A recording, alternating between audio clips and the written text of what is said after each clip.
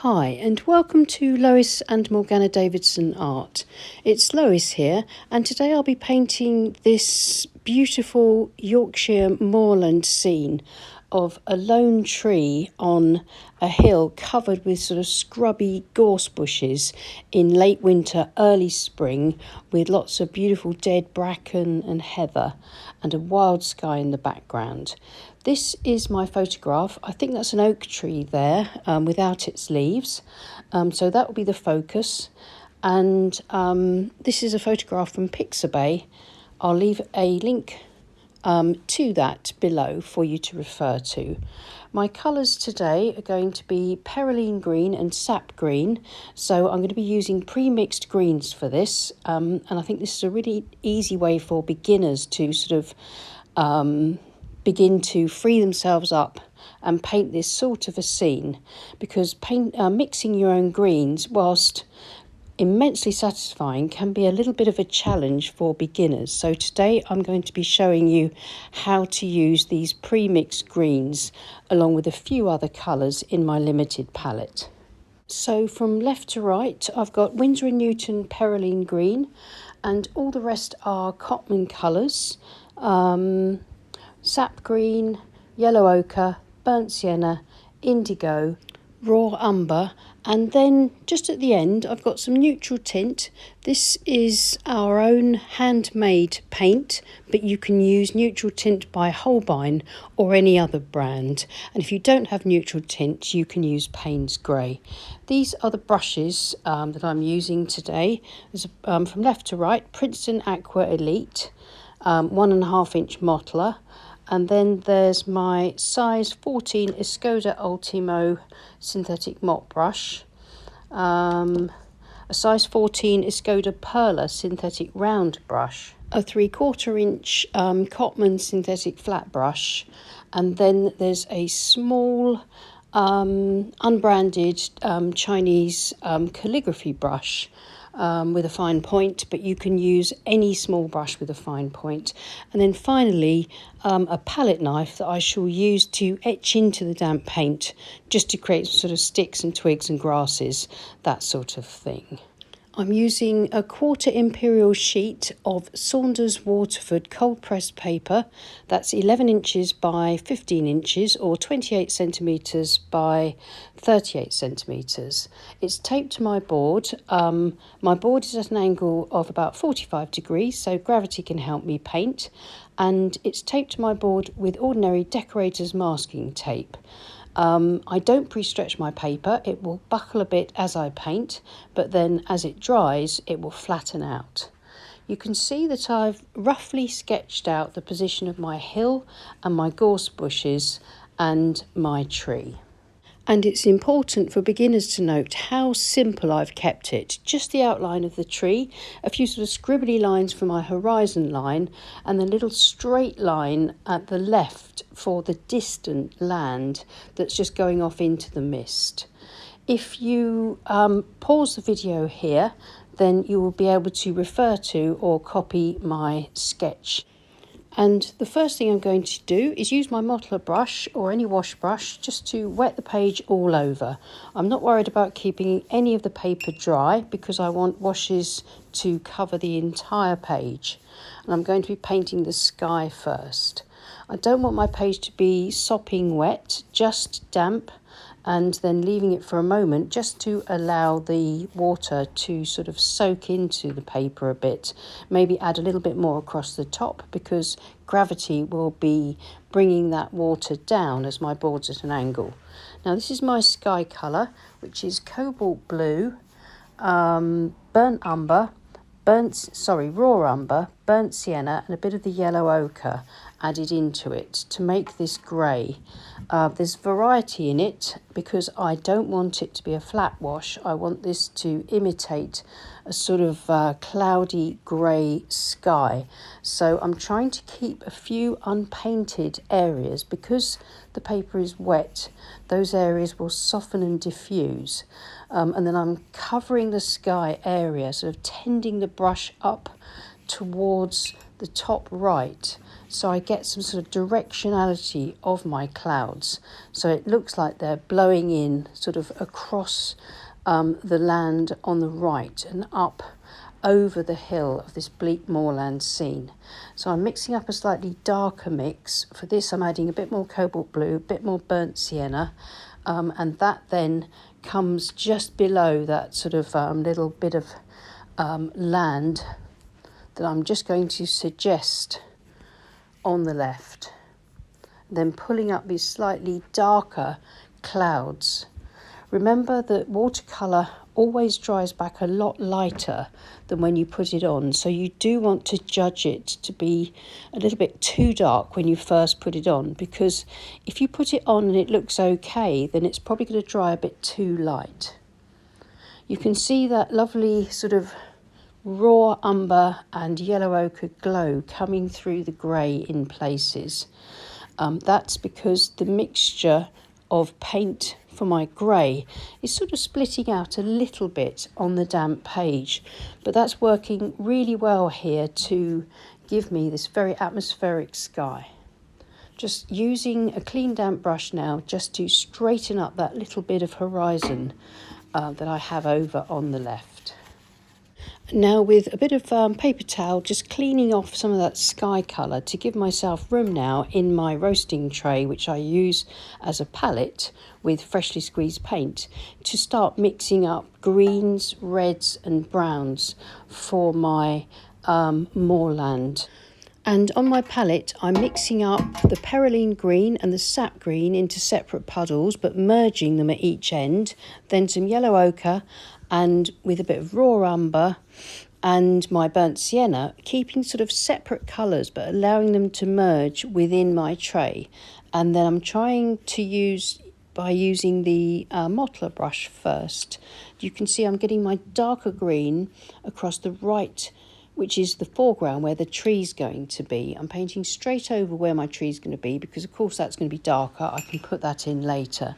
And what I'm going to do now is change to the mop brush. I think it's a little bit easier.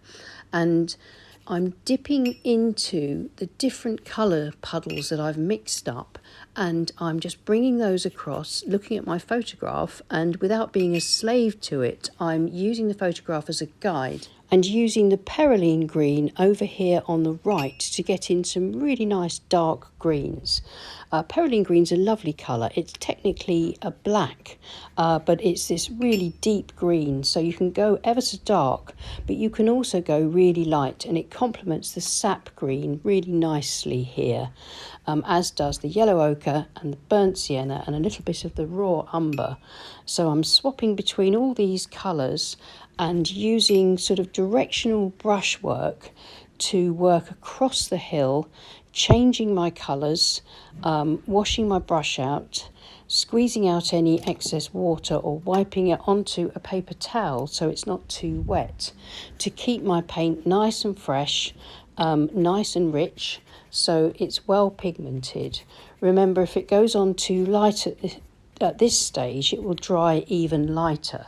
So keeping it nice and bold, and hopefully it'll dry back and give me some lovely rich colours and that lovely light that you get that really enhances all the yellows, browns and oranges that you get when you've got a grey sky like this.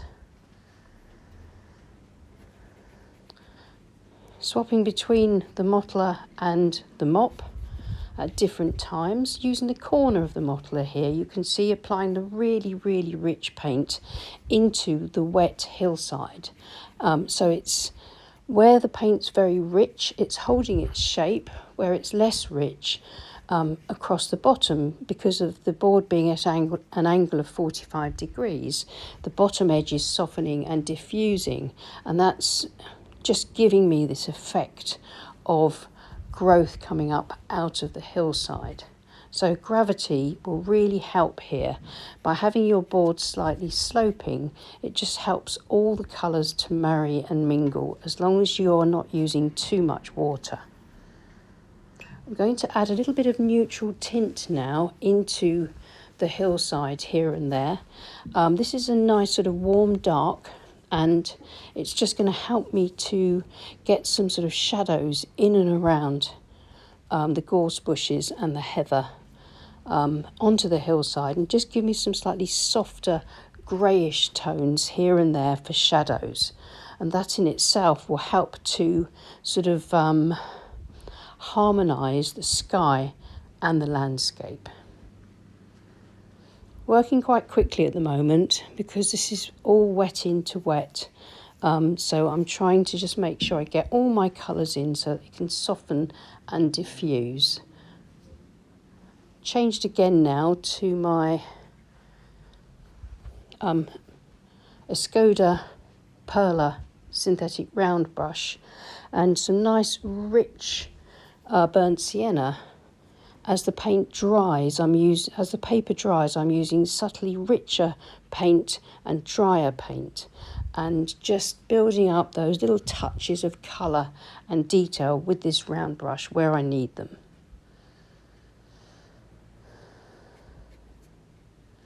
And then back to the mop. The reason I'm changing brushes so much is that it stops me from having to wash my brushes out all the time. When I'm working quickly like this, I like to use a different brush for each colour. It makes it much easier because I can just keep going back into that colour without having to sort of wash it and dry the brush. And now using my palette knife, just scraping a few sticks and twigs and plants and weeds and things, just those sorts of suggestions of something and nothing through the paint, just to add a little bit of life to that hillside and to tie everything together a bit. I'll put some darker sticks and twigs in later once it's dry, and just going through the wet sky here, just to put in that distant tree and then just make the edges a little bit more ragged across the top of the hillside by gently pulling the paint up with the palette knife. And that's just about done. So I'm now going to step away from it, not touch it, and leave it to dry completely and go make myself a cup of coffee. So I'll be back as soon as it's dry to continue.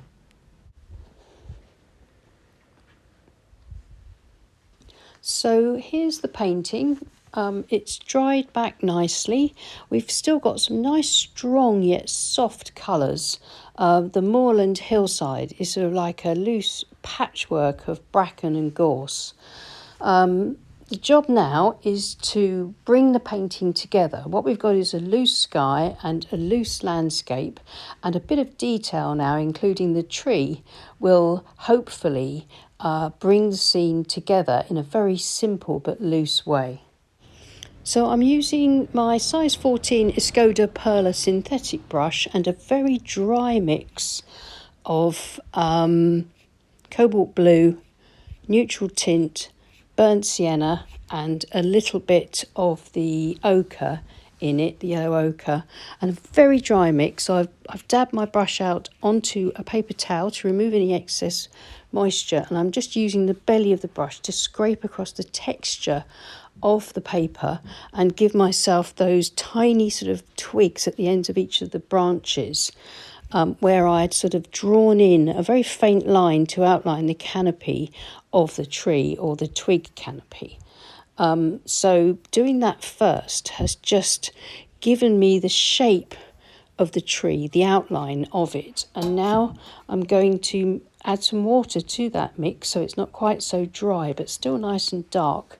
And I'm going to paint in the tree trunk. I'm really sorry about my hand being in the way here. That's just down to the angle of my camera. But I'm following the pencil lines from the original pencil sketch, starting off with quite sort of a thickish line at the trunk, but sort of trying to keep the line natural and quite sort of jagged, and then drawing up just a few branches, again following my pencil lines.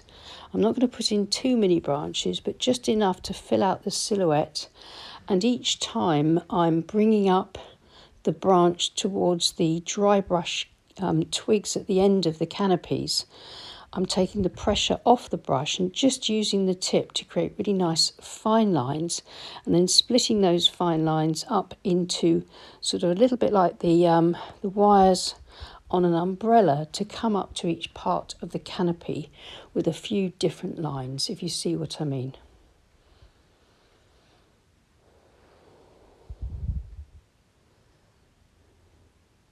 You can see by the direction of my dry brush that I was following the direction of where I was going to put my branches, where the pencil lines were, in order to have those dry brush marks connect to the branches and give us that loose impression of the twigs without having to paint every single twig. You can see how easily this tree is coming together.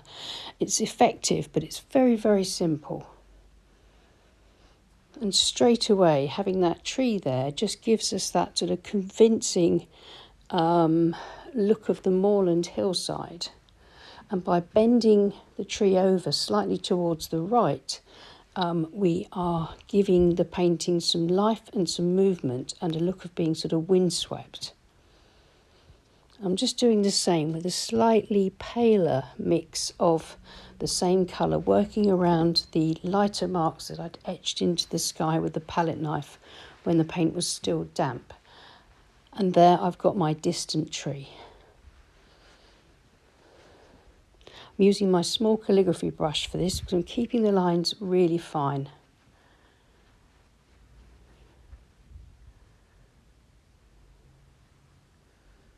That gives me my aerial perspective.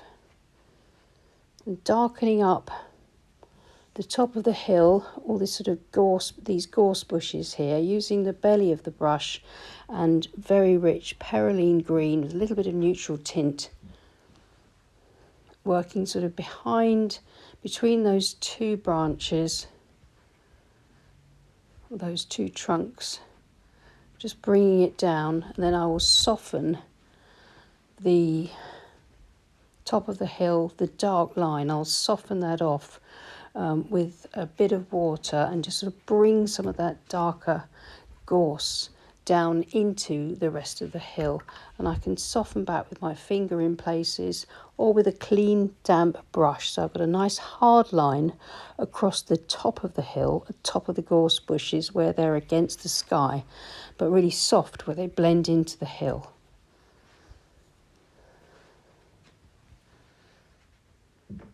I'm now using that dark mix of all my colours together to get a nice dark rich colour, and the point of my round brush to work in a few dark sticks and twigs amongst the ones that I scraped through the paint to produce the lighter marks in the first wash.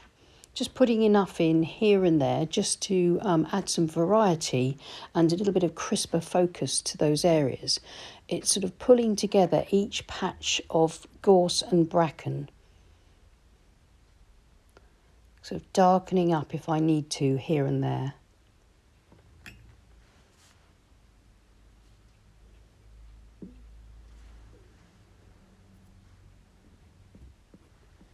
Again, I can, excuse me, always soften back with my finger if I need to. And when I'm painting with wet paint onto a dry painting, then it's not going to soften and diffuse. So if I want a soft edge, I need to create that myself. And I think you can see a bit more clearly what I said earlier, that perylene green is technically a black. You can see how dark I'm getting the shadows, more or less with perylene green, just with a little bit of the cobalt blue and the burnt sienna added here and there. But it's giving me these lovely darks. So I can just work around the base of the tree as well to bed that into the ground a little bit more.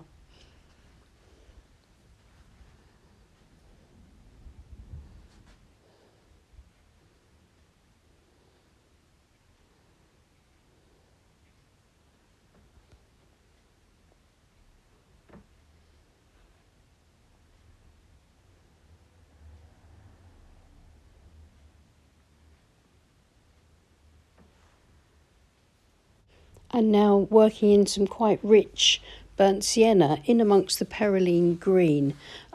Because watercolour is opaque, then this burnt sienna, as it dries, it will lighten back, but it will just still give us that little bit of warmth across some of the darker areas. Now I want to get in my flat, distant land or sea, whatever it is in the distance. Using the flat brush, I'm going to just flatten out that area just at the side of the hill. Keep it a nice neutral grey. because that's what gives us our depth and distance. So this is a 3/4 inch flat brush for this. Just filling in that little dip there, and then I can go in and put a little bit of extra pale foliage just to frame that dip. And hopefully that small detail in the distance just gives the impression that we're standing on this sort of higher hilltop looking down sort of through that gap at either the land or the sea beyond. And then back again, just sort of a little bit of just extra, a little bit of this, a little bit of that, just until I feel that things are looking okay. And just before the paint dries, using the palette knife again, I can scrape through the darker paint that I've added, and it will reveal the layer of paint colour underneath and just add a bit more complexity to my loose landscape. So I've just added a little bit more dry brush just to the lower limbs of the tree on the left, and now I'm going to remove the tape and have a look and see how it looks, see if it needs anything extra to balance it out. But for a simple loose landscape that's quite beginner friendly, I think I'm almost there. I think maybe just a few sort of minor adjustments now that I'm seeing it against a white board, and with its clean white border, it helps me to sort of see if it needs anything. So I think using my Skoda Perla round brush again, I'm going to use yellow ochre, burnt sienna and the dark colour to just put in a few little more defined grasses here and there, all of them just slightly leaning up, which again helps us to sort of establish the look of the slope and looking up towards the tree and the sky.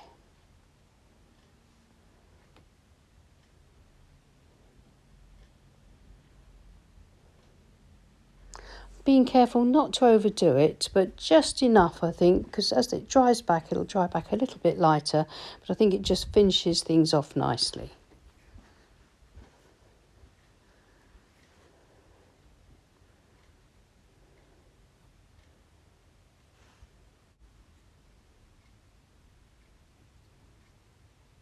And then I think just a last little scrape with the palette knife through that rich paint underneath the tree, just to break up that dark a little bit. I can lighten up a few areas and just pull out a few little sticky shapes there to finish that off.